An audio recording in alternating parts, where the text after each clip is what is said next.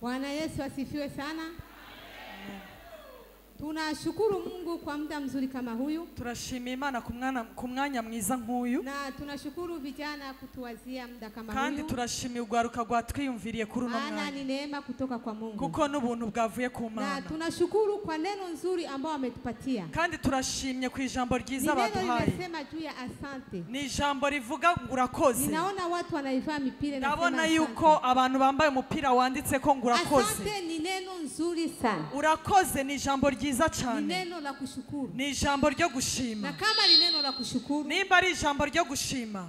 Na Mungu wa mbingu ni Imana yo mwijuru anafurahiwa iranezerererwa na mtu anaposema asante. Umuntu iyo avuze ngurakoze. Tatizo tuko nayo wa Kristo wa leo. Ingorane dufite abakristo bubu. Hatuna ile moyo wa kushukuru. Ntitugira umutima wo gushima. Tunatamani Mungu atubariki. Dushaka ko Imana iduhezagira. Tunatamani Mungu atuponye. Dushaka ko Imana idukiza. Tunatamani Mungu atutendee miujiza. Dushaka ko Imana idukorera ibikomeye. Neno la kurudi kutoa asante mara mingi hatuna. Ariko ijambo ryo kugaruka kuvuga ngurakoze najyo dufise. Tunaweza ingia ndani ya mafungo. Turashobora kwinjira mu kwisonzesha tugasenga. Tunamuita Mungu. Tugahamagara Imana. Unatia hitaji lako. Tugashiraho imitwaro. Lakini hata mafungo yaishi. Ariko nubwo amasengesho yarangira. Unasubiri kupata mtu matokeo kumshukuru Mungu unakosa. Tuba turindiriye kugira ngo turonkuza kuvuga ngurakoze tukamubura. Je, inakuwa Mungu hakutenda? Nukuvuga yuko Imana ibitakoze. Bona Mungu wetu ni Mungu anasikia. Ko mbona Imana yacu ari Imana yumva. Ni Mungu anayetenda. Kandi ni Imana ikora. Na ni Mungu anayechipa. Kandi ni Imana yishura. Neno letu liko katika kitabu cha Luka.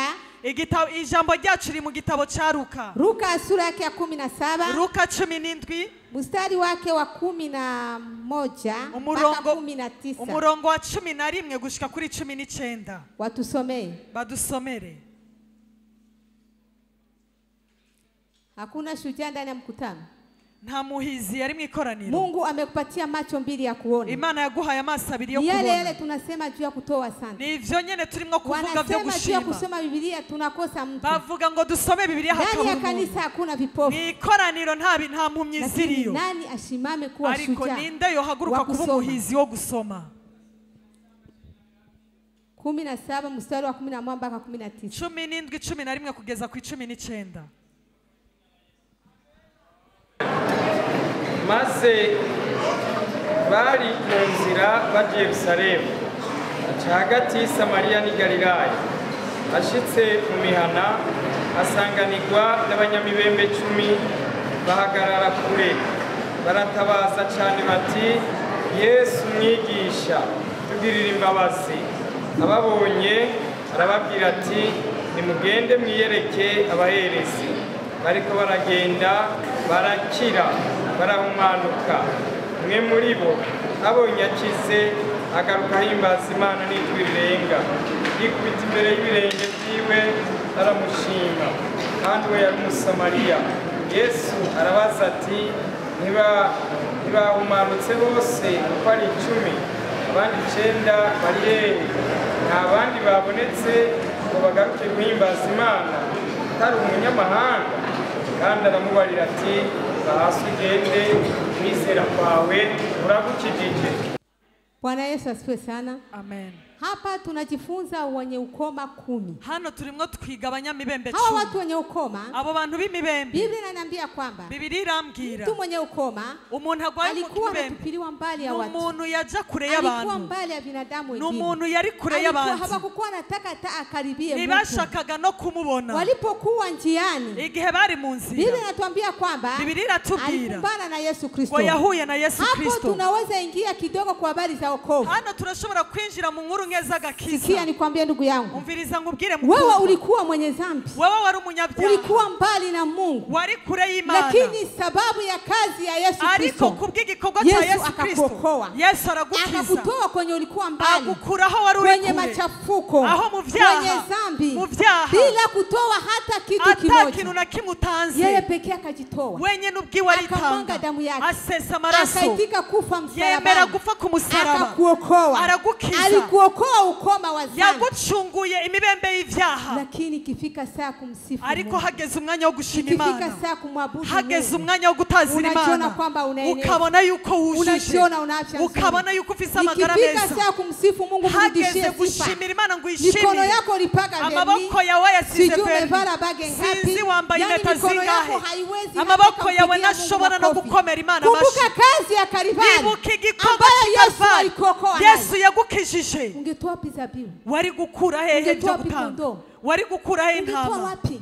wari Mbona kubikura ungetoa kitu cha thamani cha Canke kukomboa maisha yako? icyo wari gutanga Lakini cy'agaciro. Yesu, ariko Mwana Yesu wa Mungu, umwana w'Imana akacha utukufu, asiga ubwiza, akacha heshima, asiga icubahiro, akacha ulimwengu, asiga isi, akakuokoa. aza kugucungura. Lakini saa ya kutoa ariko umwanya wo asante gushima unashindwa kumshukuru ukananirwa Mungu, kuyishimira, unashindwa kumwabudu ukananirwa Mungu. kumuhimbaza. Sio maana luanje za leo nico gituma amatazirano zinakuwa y'ubu kama zenye zinasinzia, ameze nk'ayasinziriye, zinakuwa kama zenye zinapoza, ameze nk'ayamugaye, sababu watu kuko abantu wanakuja ndani ya luanje baza mu ila gutatazira, hawajui sifa, batazi ishimwe, hawajui nani wanamletea batazi uwo sifa. baje kuzanira ibishimo, Mpaka mwenye iko anaimbisha gushikaho uririmbisha anangoya kubasi, arinda Mupige kubinginga mikono. ngo mukoma amashyi shuka umwabudu Mungu. ngo Hakuna simbaza Imana wapi. fasi ingine. ahandi hantu Nilishiwa natangaye Amerika, nilishiwaga, nilikuwa nasikia abazungu abaokokaje, igihe nari muri Amerika naratangaye, lakini nabona numva ngo hiyo abazungu fasi ntibakizwa, niliingiaga, ariko aho hantu narahinjiye, mzungu analala chini, umuzungu akaryama yuko hasi anamwabudu ariko Mungu. arahimbaza Imana. Hapa Dar es Salaam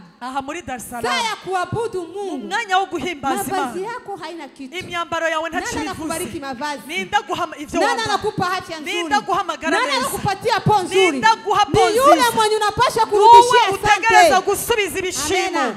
Amen. Hapo tunatoka mwokovu. aho tuvuye mu Hawa gakiza, watu walikuwa wenye ukoma, bano bantu bari abanyamibembe, walikuwa watu 10. bari abantu 10. Biblia inatuambia kwamba wakaji Biblia iratubwira ngo baraza, wakamsi, baringinga, wakamlilia, baramuririra, wakamwambia Bwana, baramubwira ati mwami uturumie, utubabarire, utuponye. udukize. Unajua mpendwa, urazi mukundwa, wakati uko na hitaji, igihe ufite umutwaro, wakati uko na mzigo, igihe ufise umutwaro, wakati unataka chenye Mungu igihe atakufanyia, ushaka ko hari icyo Imana igukorera, unatowaga machozi, uhora usesa amosozi, unalia ukarira juu ya hitaji, kubw'umutwaro, unajifungania ndani, ukiyugaranira mu nzu, bakisema maombi bavuze gusenga unakuya, ukaza, lakini ukishajibiwa hitaji ariko yako, wishuwe umutwaro wawe hata saa moja n'umwanya umwe ya kumwabudu wo Mungu, guhimbaza ya Imana, kumwambia Mungu wo kubwira asante Imana kwa turakoze, matendo umenitendea, kubikorwa wala wankoreye, kumtolea Mungu cyangwa shukurani. gutangira Imana ibishimo Hakuna. ntawuhari. Mu watu 10 Yesu mu bantu aliponesha 10 yakijije mtu Yesu mmoja, umwe gusa, hapo tunaingia muaminifu. aho twinjiye mu bwizigigwa.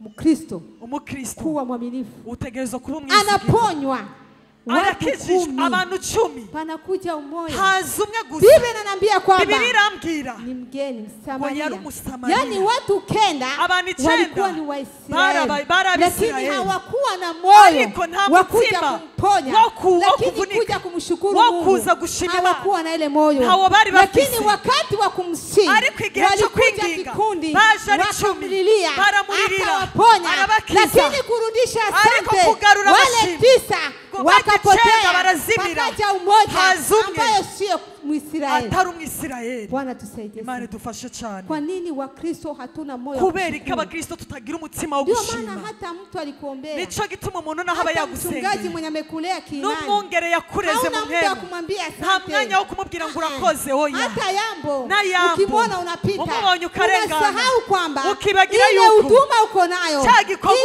ufise, karama uko ya nayo, ngabire ile ufise, sauti uko nayo, cya jwi ufise, una kwenye umetoa mafuta. hari aho wakuye amavuta. Amena. Amen. Una kwenye ulilelewa, niho urafise aho haukutoka warerewe, mtumbe wa mama yako ntiwavuye mu nda ya uanze tu nyoko kuimba. utangure Hapana, kuririmba. uliokoka, warakijijwe, ukaingia ndani ya winjira kanisa, mu ishengero, ulikuwa ndani wachungaji wari habungere, wale wanapaswa kukulea, bategereza kukurera, wanapaswa kukufunza, bategereza kukwiza, walikulea, barakureze, walikufundisha, barakwigishije, lakini shukurani ariko yako gushima ulipatia kwawe kanisa wahaye mgongo, ishengero umugongo, ukaenda. uragenda. Jana unakuwa mtoto wa kuhangaika, ubu mwana wo leo kuhangayika, uko mweyase, naho uri muri kesho eyase, uko mfekabu, ejo uri muri uko fekabu, wapi, uri uko hehe, wapi, uri he, na kwenye ulilelewa, naho warerewe, hawaoni thamani ya ntibabona tunda yako, agaciro hawaoni k'ibyamwa byawe, thamani ya karama ntibabona yako. agaciro k'ingabire Sikia yawe. nikwambie kijana, umviriza nkubwire musore, kama ulipata huduma nimba wararonse una igikorwa kwenye ulilelewa, haraho warerewe, una wachungaji urafise wako, abungere una bawe, wazee wa kanisa, urafise abatama lakini b'ishengero, leo ariko unawadharau, urabakengera, hata kusema pasta, no kuvuga asante, ati mwungere urakoze, uliniombeaga, waransengeye, ulinifundisha, waranyigishije, tuwe waaminifu.